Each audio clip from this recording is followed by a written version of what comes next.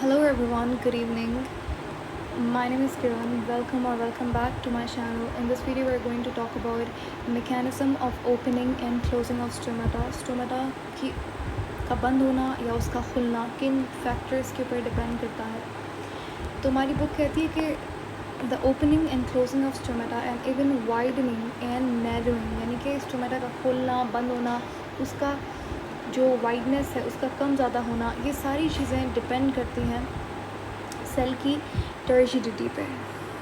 ठीक है, अब यहाँ पे सबसे अब क्या लिखा हुआ है मैं समझाती हूँ. देखो, व्हेन वी से स्टोमेटा खुद कुछ भी नहीं होता. It's actually the space between two sales.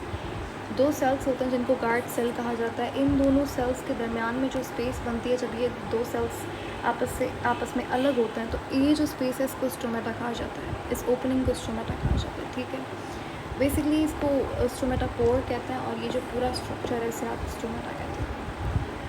और जो गार्ड सेल होते हैं they are advanced epidermal cells. ठीक है, गार्ड सेल्स की टर्जिडिटी पे स्टोमेटा की क्लोजिंग एंड ओपनिंग डिपेंड करती है.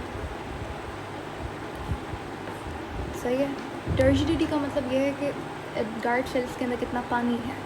अगर उनके अंदर ज़्यादा पानी है, यानी कि वो लोग टर्जिड हैं, तो उनके अंदर कुछ ना कुछ प्रेशर पोटेंशियल होगा. हाइड्रोस्टेटिक प्रेशर होगा. वाटर हाइड्रोस्टेटिक प्रेशर मैंने बताया था क्या होता है. जब सेल के अंदर जो पानी है वो फोर्स लगाए सेल की सेल वॉल पे, तो सेल क्या होगा, टर्जिड रहेगा. सही है. प्रेशर पोटेंशियल, इसको इस पोटेंशियल को इस पानी में जो पोटेंशियल होगा इसको कहते हैं प्रेशर पोटेंशियल. ये हम लोग वाटर पोटेंशियल में डिस्कस कर चुके हैं. खैर, अब let's make it very simple. इतना कॉम्प्लिकेटेड नहीं बनाते आपके लिए. चलो, तो वो कहते हैं कि अगर तो ऑस्मोटिक पोटेंशियल के अंदर डिफरेंस आता है गार्ड सेल में, तो ये खुलते बंद होता है. समझ आ गया. The change in water potential that result from the osmotic changes cause water to move in और out of the guard cells. यानी कि जो वाटर पोटेंशियल होता है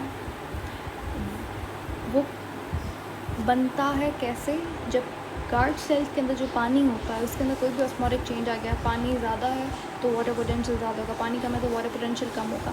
इफ़ वाटर मूव्स इनसाइड, यानी कि जब वह पानी अंदर जाएगा सेल के, तो सेल टर्जिड हो जाएगा, जिसकी वजह से सेल जो है वो फ्लैसिड हो जाता है. और जब गार्ड सेल्स आर टर्जिड, जब गार्ड सेल्स टर्जिड हो, अब देखो, गार्ड सेल्स टर्जिड होंगे तो स्टोमेटा क्या हो जाएगा, ओपन होगा. सही है. ये यहाँ पर अच्छा, मेरे ख्याल से मैंने शायद थोड़ी देर पहले ये कहा था कि जब गार्ड सेल्स टर्जिड होंगे तो वो क्लोज हो जाएंगे. लेकिन माय बैड, यहाँ पे गार्ड सेल्स जब टर्जिड होंगे तो वो ओपन होंगे. स्टोमेटा ओपन होगा. और जब गार्ड सेल्स फ्लैसिड होंगे तो स्टोमेटा क्लोज होगा. ठीक है, फ्लैसिड होंगे तो स्टोमेटा क्लोज होगा.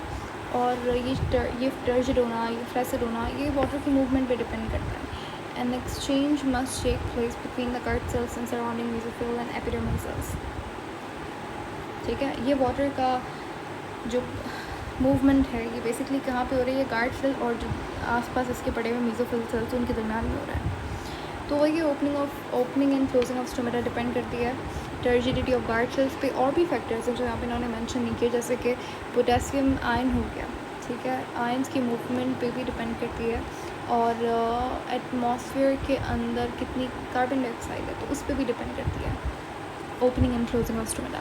I hope this was a very simple topic. यहाँ पे आपको ये सब जस्ट ये जानना है कि दो चीज़ें आपने यहाँ पे याद रखनी है. क्या क्या, सेल फ्लैसिड होगा तो स्टोमेटा क्लोज हो जाता है, सेल टर्जिड होगा तो स्टोमेटा ओपन रहता है. ठीक है.